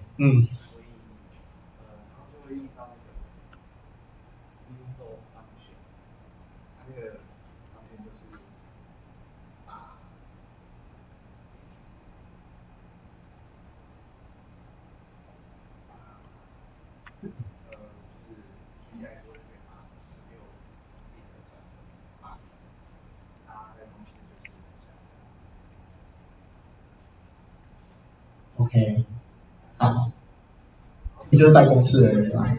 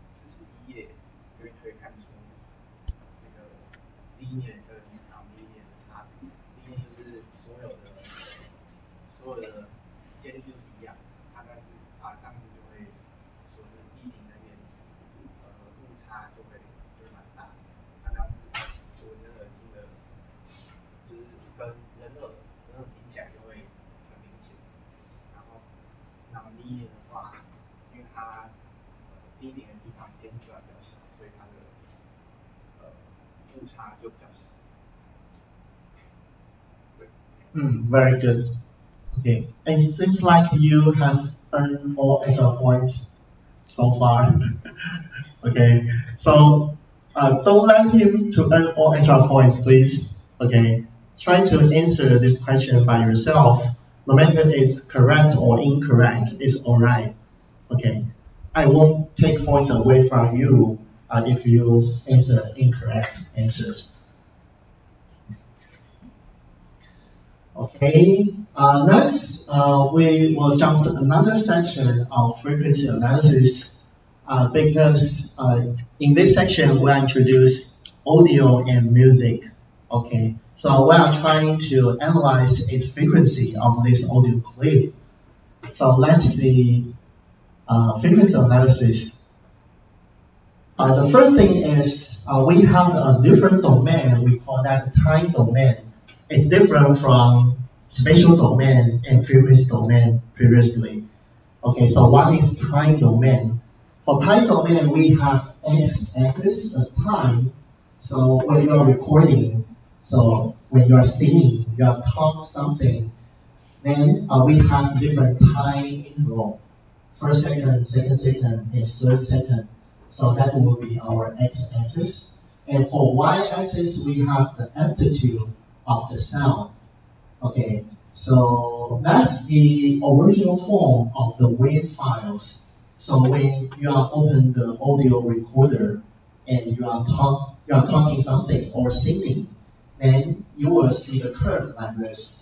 We have the time axis, we have the amplitude axis to indicate the amplitude of the current voices. So if you like screaming suddenly, then you will have a very high peak of the amplitude of the time domain. Okay, so it's very interesting when you open the audio recorder and say something and record your own voice. You can actually see the amplitude changes along time. So we call this time domain. Okay, and for frequency analysis, actually we are trying to decompose a complex waveform into an infinite sum of simple sine or cosine waves. We call that fundamental frequency, and then we're going through frequencies that are integer multiples of the fundamental frequency. We call that harmonic frequency. For example, we cannot discover any rules of these waves because it seems very complicated. However, we can decompose this form, these waves into, for example, we have fundamental frequency f. So take f for 100 hertz, for example. Then we can use f plus 2f plus 3f plus 4f to infinity. Then all these summations of these waves can be equal to the original complicated waves. Okay, so you may find this is very magical because why we can discover such fundamental frequency and harmonic frequency that can be linear combined as the original complicated waves. So stay tuned. We will introduce this part later. Okay, let's review the frequency domain. So what is frequency domain? When we represent the complex waves, we have the amplitude for time domain. So the amplitude means how much each frequency component contributes to the complex waves. For example, if we have the original complex waves, that can be decomposed into 4 different waves. That we have the solid blue line, we have dashed blue line, red line, and green lines. So that reflects to different components. So these frequency components can be used sine and cosine wave to represent these waves. And we have the coefficients, for example, for the constant waves, we can see this one remains the same number, 5. Okay, so you can see we have the first one, that's the coefficient is 5. Then we have the other 3 waves. The coefficient is minus I, 3, and I. Okay, that is what we call amplitude. Because once we have these 4 different sine waves, then we need to know the amplitude of each wave and how they are contributed to the linear combination to compose the original complicated waves.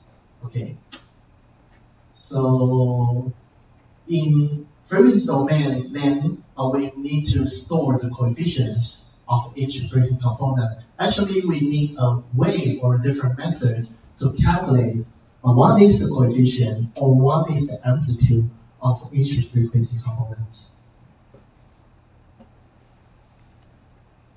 Okay, the first tool you can use is frequency analysis view.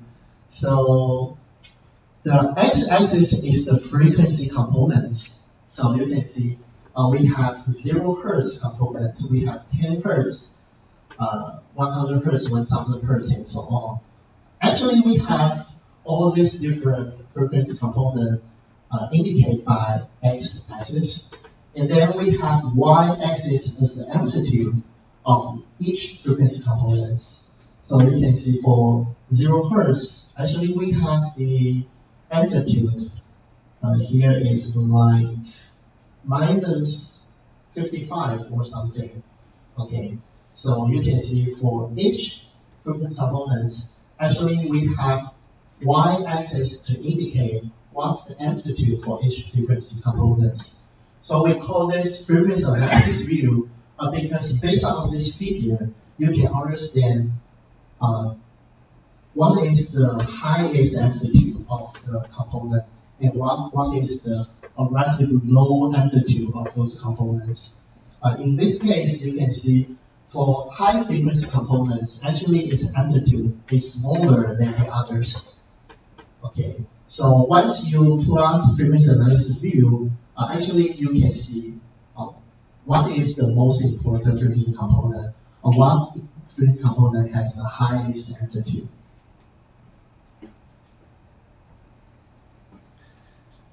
Okay, next one is spectral view. Okay, spectral view for the x-axis is time. Okay, y-axis is the frequency components, and color means the magnitude of the frequency components. So let's see. This figure is totally different from the previous one because for x-axis is time.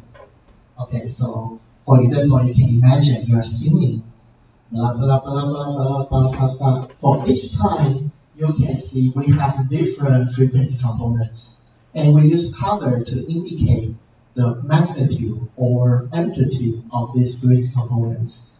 So in this case, when the color goes to, we don't have the color bar here, but when the color goes to like yellow or orange, the value is higher. When it goes to black or purple, then the value is smaller. So in this case, you can see the amplitude changes along time by each frequency component. We call this spectral view. Okay, so our next homework assignment is to record your home voices. Then we can apply frequency analysis view and spectral view to see the maybe properties of your own voice. Maybe for boys, they have higher amplitude for hertz, like 10, but for girls, maybe their amplitude is more concentrated on higher frequency components. Because the girl's voice usually have higher tone than the voice, right? So after we apply frequency analysis view or spectral view, you can see the difference between girls and boys.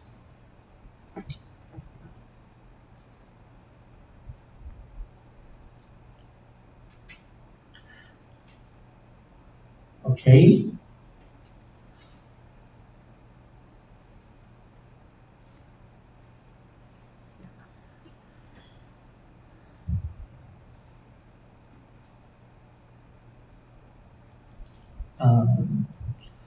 Let me see if I have the homework assignment so far.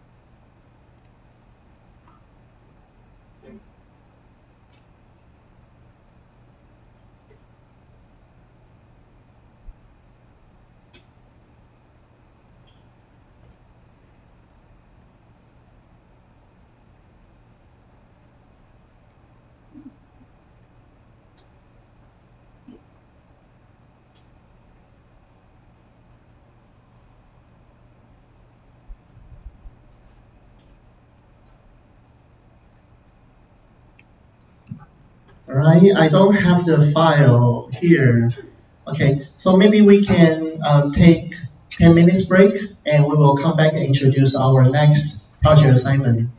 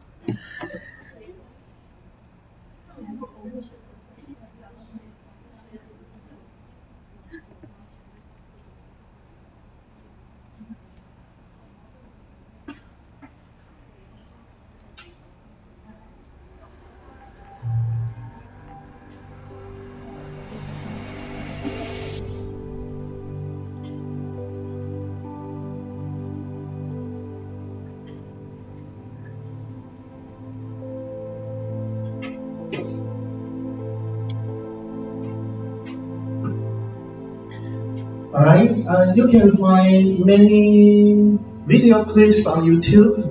For example, this is 1936 Hertz music.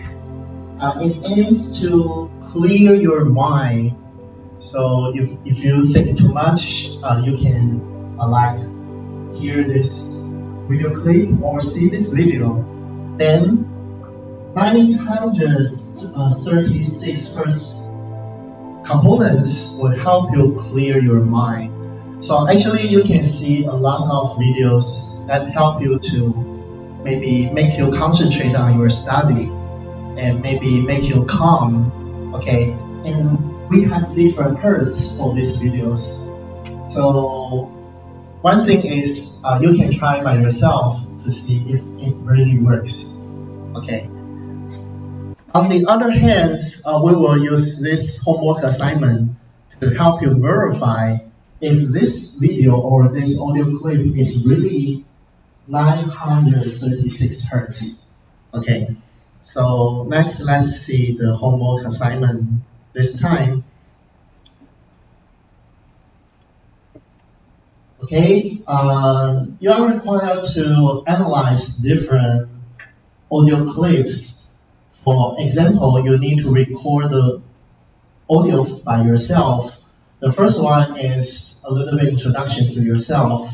My name is blah blah blah. My interests include blah blah blah. And then a little bit about the survey of this course certification. Okay, for example, I think the course of Introduction to Multimedia is very good if teacher can do something or the course schedule can be blah blah blah. Okay, so that's your normal voice, and then you need to record second voice about, for example, screaming or laughing Okay, please continue this audio clip for 3 seconds. Okay, the last one is about your singing. Okay, please sing one song by a complete, maybe the main chorus and the second chorus. Okay, so maybe that reflect to your different situations, your normal speaking, or maybe when you are in dangerous situations, you are screaming or you are so happy. Okay, and then the last one is your own singing voice. Okay, maybe you will see the singing voice is different from the speaking for each person. For example, my tone is very low, but I happen when I am singing, maybe my frequency component becomes very high. I don't know. Okay, so maybe try yourself to these 3 situations to record the following voices, and you need to upload your own voices of these 3 situations by this homework assignment, because I want to hear everybody's voice. Okay, you're speaking, you're screaming, and you're singing. And next, please write the Python code to plot the time domain results for these 3 audio sections. Okay, so it's just like this. When you open, for example, audio recorder, you will see the amplitude of your voice along times. Okay, so that's the result of time domain. And then plot your own voice by spectral view. Okay, so this is the spectral view. No, this is spectral view. This is the frequency analysis view. So you will see what is the main frequency component of your own voices. For example, you have here this video clip. So TA will provide this video clip for you, and then you can analyze if this audio clip is really 936 hertz. Because we want to know if it can clear my Y or not. Okay. And then the next one is spectral view. Okay, so we have introduced the spectral view. Along time, along different frequency components, you can see the amplitude along time and across different frequency components. Okay, I hope by this 3 plot, you can know your own voices more. And then you can discuss if you can observe the difference for these 3 voices in different situations, and then you can have your own discussion. Maybe you will see they are all the same. No matter when you're singing, no matter when you're talking, the frequency component distribution are all the same. Or you may discover they are totally different. Okay, so please give me your conclusion and your observation of your own voices on different domains. Okay, and then compare your singing frequency analysis with one same-sex and different-sex students. Okay, so next I will introduce how we numerically estimate the difference using Earth's mover distance to calculate the measurement. Okay, and then the last one, TA will provide this video for you, and then you can apply the frequency analysis view to see if this video is really 936 hertz. Okay, next let's see what is Earth mover's distance. In short, we call that EMD. Actually, EMD is trying to measure the difference between 2 histograms. So assume we have 2 different vectors P and Q. So P we use P1, P2 to Pn, and Q, Q1, Q2 to Qn instead. So you can see actually we may have 2 vectors with different lengths. We can still apply EMD to calculate the distance or difference for these 2 vectors. Okay, so if this histogram is normalized, then you can see the range of y is between 0 to 1, for example. Okay, then we have two different histograms here.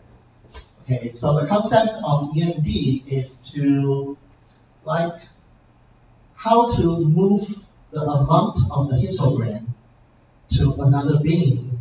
Then we can make the histogram of P exactly the same to the histogram of Q. So once we need to move more to make the first one as the same to the second one, then the distance is larger. Okay, so we can imagine if the histogram means the pile of dust. Okay, so you may have different pile of dust.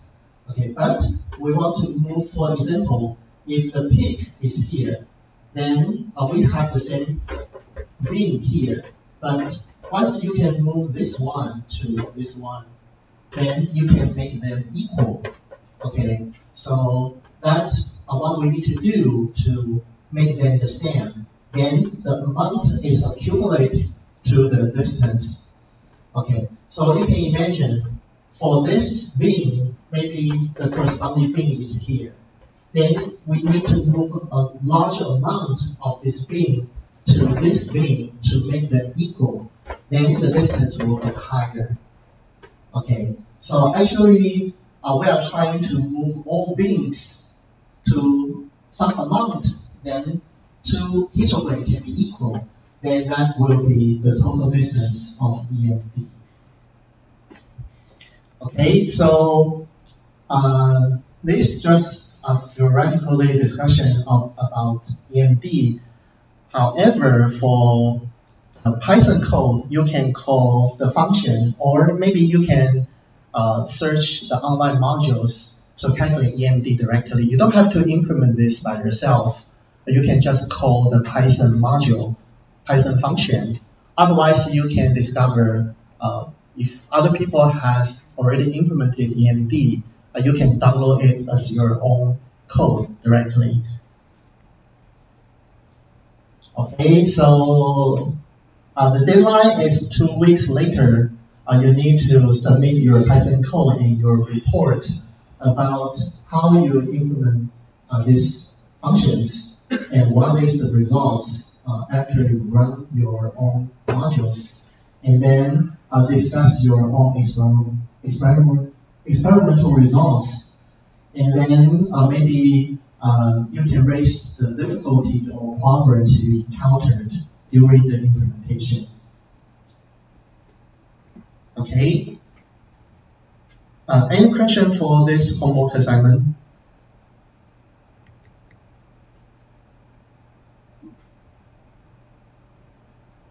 All right.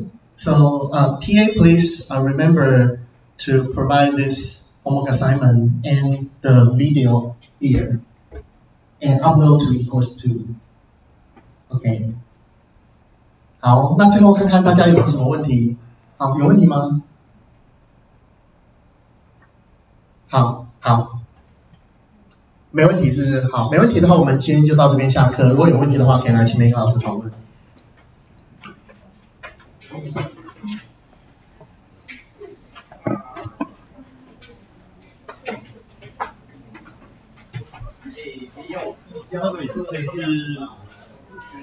那个影片是这个吗？我把它上传到这个笔电上面来。好。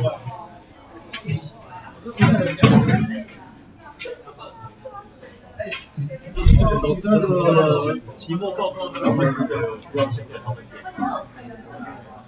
他们不是有一个1周的上传时间吗？需要上传他们的计划，有没有？还是没有？还是那个是 CV？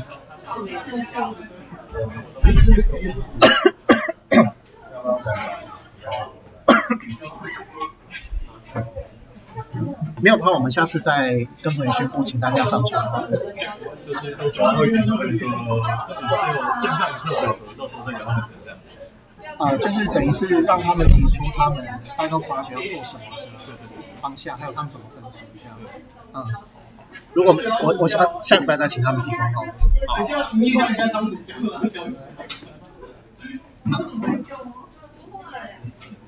好像有些好像我在那个比较稳。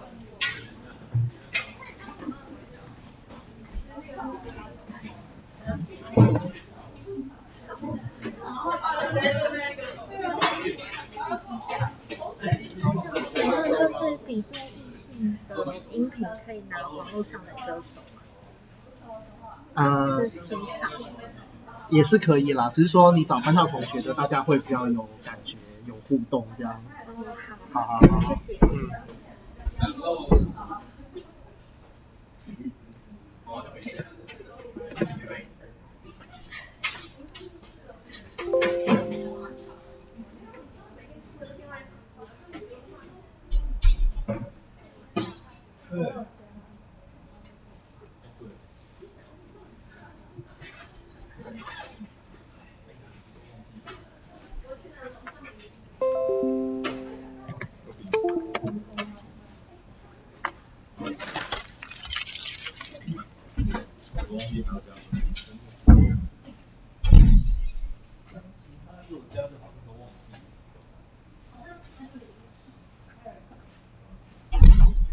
我跟那位同学，他说